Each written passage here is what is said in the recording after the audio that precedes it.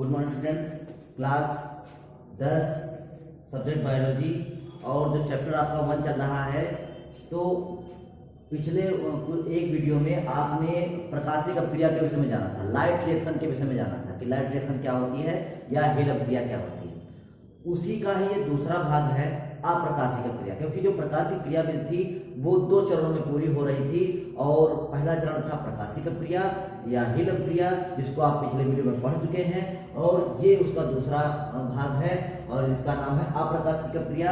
इसको केल्विन चक्र भी बोलते हैं और इसको वैज्ञानिक ब्लैकमैन ने खोजा था, इसलिए इसका अध्ययन किया था, इसलिए इसे ब्लैकमैन अपक्रिया भी कहते हैं। तो ये किसी भी नाम से पूछा जा सकता है और सबसे ज्यादा पूछा जाता है कि ये चीज पूछी जाती है कि जो अप्रकाशिक अपक्रिया होती है यह कहाँ संपन्न होती है। तो अप्रकाशिक अपक्रिया कहाँ संपन्न होती है ये सब हम इसके विषय में जानेंगे। तो वही आज का टॉपिक है हमारा, अप्रकाशिक अपक्रिया या केल्विन चक्र या ब्लैकमैन अपक्रिया। ठीक, तो इंग्लिश में से कहते हैं डार्क रिएक्शन ऑफ केल्विन चक्र। ठीक, डार्क रिएक्शन या केल्विन चक्र, केल्विन साइकिल। तो वीडियो शुरू करने से पहले अगर आप हमारे चैनल पर नए हैं तो चैनल को सब्सक्राइब कर लें, बेल आइकन को दबा लें ताकि आपको वीडियो नोटिफिकेशन मिल सके। तो ये है अप्रकाशिक अपक्रिया। क्या होती है अप्रकाशिक अपक्रिया? देखिए, इस अपक्रिया का अध्ययन ब्लैकमैन वैज्ञानिक ने किया था। किसने किया था? ब्लैकमैन वैज्ञानिक ने किया था।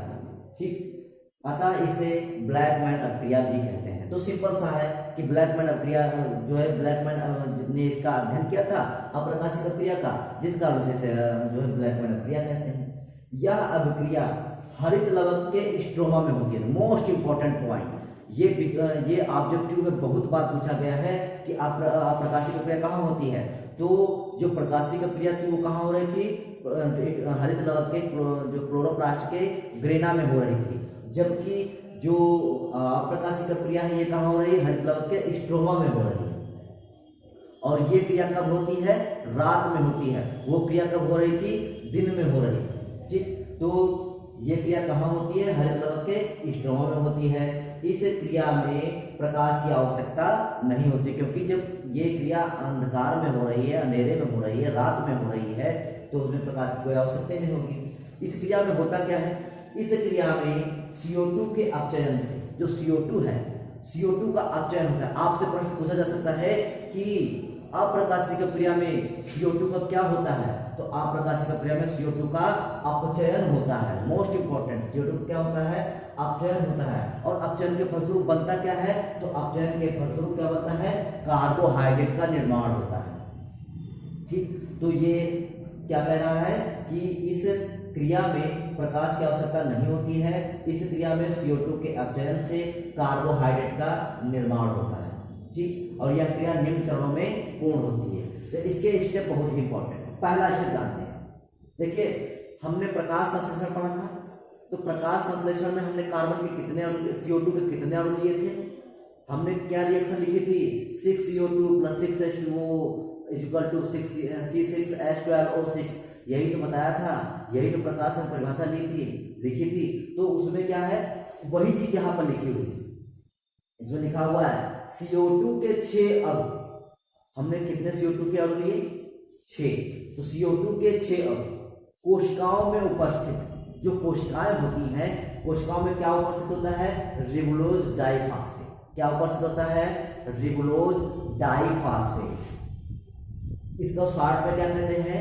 RDP, ribulose diphosphate. CO2 के 6 कोशिकाओं में उपस्थित रिबुलोज डाइफॉस्फेट से क्रिया करते हैं, मतलब संयोग करते हैं, और क्या बनाते हैं? 12 अणु फास्फोग्लिसरिक अम्ल, फास्फोग्लिसरिक एसिड के कितने अणु बनाते हैं? 12 अणु बनाते हैं। पहला पॉइंट खत्म। क्या कह रहा है? CO2 के कितने अणु? 6। किससे क्रिया करेंगे? रिबुलोज डाइफॉस्फेट अर्थात RDP से क्रिया करेंगे। क्या बनाएंगे? 12 अणु बनाएंगे। किसके बनाएंगे? फास्फोग्लिसरिक अम्ल के बनाएंगे, अर्थात शॉर्ट में कहें PGA। तो पहला स्टेप है, कुछ नहीं है, CO2 है, क्रिया करा देंगे RDP से, बना देगा PGA, मतलब फास्फोग्लिसरिक एसिड। कितने अणु? 12। इसको एक लाइन में भी लिख सकते हैं। ठीक, तो अब दूसरा पॉइंट क्या कहना है? अब हमारे पास क्या बन गया? हमारे पास क्या बन गया? फास्फोग्लिसरिक अम्ल बन गया। अब फास्फोग्लिसरिक अम्ल देखो, फास्फोग्लिसरिक अम्ल बन गया। अब फास्फोग्लिसरिक अम्ल किससे क्रिया करेगा? NADPH2 से। अब हमारा अगला प्रश्न ये है कि NADPH2 आया कहां से, ये कहां से प्रकट हो गया? तो आपने जब प्रकाशिक अपक्रिया पढ़ी थी तो उसमें देखिए क्या बना था, जल का अपघटन हो जाता था H+ आयन और OH- आयन में। OH- आयन क्या बना लेता था? जल और ऑक्सीजन बनाता था, ठीक, और ऑक्सीजन स्टोमेटा द्वारा बाहर निकल जाती। जो H+ आयन था वो किससे क्रिया करता था? NADP से क्रिया करता था। किससे क्रिया करता था? NADP से क्रिया करता था प्रकाशिक अपक्रिया में। वो NADP से हाइड्रोजन H+ आयन NADP से क्रिया करके क्या बना लेते थे? NADPH2 बनाते थे। आपको कुछ ध्यान आया? पिछले वीडियो में पढ़ा था आपने। तो वही चीज है कि NADPH2 कहां से आए? प्रकाशिक अपक्रिया से आए, ठीक। तो फास्फोग्लिसरिक अम्ल जो बन चुका पहले स्टेप में, फास्फोग्लिसरिक अम्ल NADPH2 से क्रिया कर लेगा, ठीक। NADP से हाइड्रोजन प्राप्त कर लेगा, मतलब NADP.2H है तो NADP.2H में क्या है? हाइड्रोजन है। तो हाइड्रोजन कौन ले लेगा? फास्फोग्लिसरिक अम्ल ले लेगा। तो ये प्राप्त कर लेगा और क्या बना देगा? क्या बनाएगा? फास्फोग्लिसरल्डिहाइड। क्या बनाएगा? फास्फोग्लिसरल्डिहाइड, PGAL, शॉर्ट में से क्या कहेंगे? PGAL बनाएगा। फास्फोग्लिसरल्डिहाइड कैसे बना? फास्फोग्लिसरल्डिहाइड कैसे बना?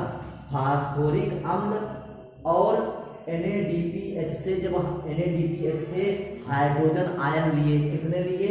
फास्फोग्लिसरिक अम्ल ने लिए। क्या बना दिया? फास्फोग्लिसरल्डिहाइड बना दिया। अब फास्फोग्लिसरल्डिहाइड बन गया। अब क्या होगा? अब देखिए जो NADPH2 था इसने हाइड्रोजन आयन H2 आयन किसको दे दिए? किसको दे दिए? फास्फोग्लिसरिक अम्ल। अब इसके पास क्या बचा? कुछ भी तो नहीं। अब ये क्या हो गया?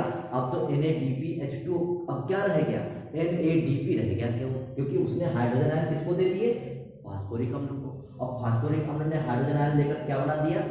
फास्फोग्लिसरल्डिहाइड बना दिया। अब यहाँ पर बचा क्या हमारे पास? NADP, क्योंकि हाइड्रोजन H2 आयन तो चले गए, ठीक। तो NADP बचा। अब NADP करेगा क्या? अब फिर से जब प्रकाशिक अपक्रिया होगी तो NADP फिर क्या लेगा?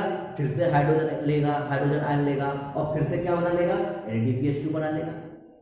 अब NADP का काम क्या है कि भैया हाइड्रोजन आयन ले लेना है, ठीक। तो NADP का मतलब होता है हाइड्रोजन आयन लेना है और हाइड्रोजन आयन लेके कहाँ बदल जाना है? NADPH2 में बदल जाना है। और NADPH2 फिर H2 आयन किसको दे देना है? फास्फोग्लिसरिक अम्ल को दे देना है। और फास्फोग्लिसरिक अम्ल H2 आयन लेकर क्या बना देगा? फास्फोग्लिसरल्डिहाइड बना देगा। तो वही लिखा हुआ है, फास्फोग्लिसरिक अम्ल NADPH2 से हाइड्रोजन आयन लेकर फास्फोग्लिसरल्डिहाइड में बदल जाता है तथा NADP पुनः प्रकाशिक अपक्रिया में उत्पन्न हाइड्रोजन आयन ग्रहण करने के लिए स्वतंत्र हो जाता है, ठीक। तो NADP तो स्वतंत्र हो गया क्योंकि उसने तो हाइड्रोजन आयन दे दिए फास्फोग्लिसरिक अम्ल को। तो NADP अब स्वतंत्र हो गया। काहे के लिए स्वतंत्र हो गया? अब दूसरे जो प्रकाश संश्लेषण की क्रिया में, जो प्रकाशिक अपक्रिया में H2 आयन बनेंगे तो उनको लाने के लिए फिर चला गया ये। तो NADP क्या है? एज ए कैरियर है, एक वाहक है हाइड्रोजन आयन को लेने के लिए, ठीक। तो ये हो गया दूसरा पॉइंट। अब हमारे पास क्या बन गया है? फास्फोग्लिसरल्डिहाइड बन गया है। अब फास्फोग्लिसरल्डिहाइड के कितने अणु बने थे? 12 अणु बने हैं। कितने अणु बने हैं? तो फास्फोग्लिसरल्डिहाइड के 12 अणु बने। 12 अणु में से जो 10 अणु हैं, 12 अणु में से जो 10 अणु बने वो 10 अणु पुनः रिबुलोज डाइफॉस्फेट बन जाते हैं, ठीक। जो 10 अणु बने वो पुनः कहाँ बन जाते हैं? रिबुलोज डाइफॉस्फेट बन जाते हैं। अब बचे कितने इसके पास? कितने अणु बचे? 10 तो बदल गए किसमें? रिबुलोज डाइफॉस्फेट में। बचे उसके पास कितने? 2। 12 में से 10 चलेगा, कितने बचे? 2 ही तो बचे। तो शेष 2 अणु क्या होते हैं? वो हेक्सोशर्करा अर्थात ग्लूकोज, हेक्सोशर्करा अर्थात ग्लूकोज को बनाते हैं। हेक्सोशर्करा अर्थात ग्लूकोज को बनाते हैं। कितने अणु? 2 अणु। काहे के 2 अणु? 2 अणु काहे के? फास्फोग्लिसरल्डिहाइड के 12 अणु बने थे, 10 अणु रिबुलोज डाइफॉस्फेट बना डाले। बचे कितने अणु? 2 अणु बचे। 2 अणुओं ने क्या बनाया? हेक्सोशर्करा बनाई। अर्थात ग्लूकोज का निर्माण कर दिया। और हमारा उद्देश्य क्या था? कार्बोहाइड्रेट या ग्लूकोज का निर्माण ही करना था। अब ग्लूकोज को हेक्सो शर्करा क्यों कहा गया? प्रश्न दिमाग में उठेगा कि ग्लूकोज को हेक्सो शर्करा क्यों कहा गया? क्योंकि आप लोगों को पता है मोनो माने क्या होता है? एक कार्बन, डाई माने दो कार्बन, ट्राई माने तीन कार्बन, टेट्रा माने चार कार्बन। ठीक, मोनो, डाई, टेट्रा, पेंटा, हेक्सा। हेक्सा मतलब 6 कार्बन। तो ग्लूकोज का जो सूत्र होता है, ग्लूकोज का सूत्र क्या होता है? C6H12O6। तो ग्लूकोज में कितने कार्बन? 6 कार्बन। तो इसलिए कौन शर्करा हो गई ग्लूकोज? हेक्सो शर्करा। अगर यहाँ पर 5 कार्बन होते तो कौन शर्करा हो जाती? कार्बन 5 होंगे तो उसे क्या कहें? पेंटा। तो कौन शर्करा हो जाएगी? पेंटोज शर्करा हो जाएगी।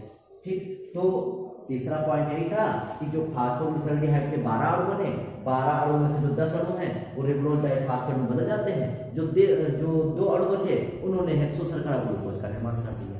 यही रिएक्शन लिखी हुई है कि ग्लूकोज कार्बन डाइऑक्साइड के 6 अणु 12 एटीपी ऊर्जा लेकर NADP.2S से क्रिया करके ग्लूकोज अर्थात हेक्सो शर्करा का निर्माण कर देंगे। इसमें 12 एटीपी और 12 NADP मुक्त हो जाएंगे और जल के 6 अणु बन जाएंगे। ये NADP जो बना फिर से हाइड्रोजन आयन लेने चला जाएगा प्रकाशिक प्रक्रिया में। तो इस प्रकार से ये आपकी अप्रकाशिक प्रक्रिया या कैल्विन चक्र समाप्त होता है। आपको बता दें कि कैल्विन चक्र केवल इतना बड़ा नहीं, कैल्विन चक्र पूरी एक साइकिल है और बहुत बड़ी साइकिल है ये, लेकिन आपके कोर्स में पूरा नहीं दिया गया है, केवल स्टेप बाय स्टेप दे दिया गया है, इसलिए हमने स्टेप बाय स्टेप आपको बता दिया है। ये पूरी जो साइकिल दी है, कैल्विन चक्र की पूरी साइकिल दी है, ये क्लास 11 में पूरी दी गई है। ये पूरा चैप्टर ही अलग है इसका। तो क्लास 11 में इसको विस्तृत रूप से पढ़ा जाता है, लेकिन यहाँ पर केवल हम इतने ही स्टेप में इसको पढ़ लेंगे, इतना ही पर्याप्त है। सबसे ज़्यादा इम्पोर्टेंट जो है इसका कि अप्रकाशिक प्रक्रिया कहाँ होती है, तो ये हाइड्रोजन के स्ट्रॉम में होती है। और इसमें होता क्या है? तो इसमें CO2 का अपचयन होता है कार्बोहाइड्रेट के। तो ये थे आपकी अप्रकाशिक प्रक्रिया। तो आज ये टॉपिक खत्म होता है, कल फिर मिलेंगे नए टॉपिक के साथ।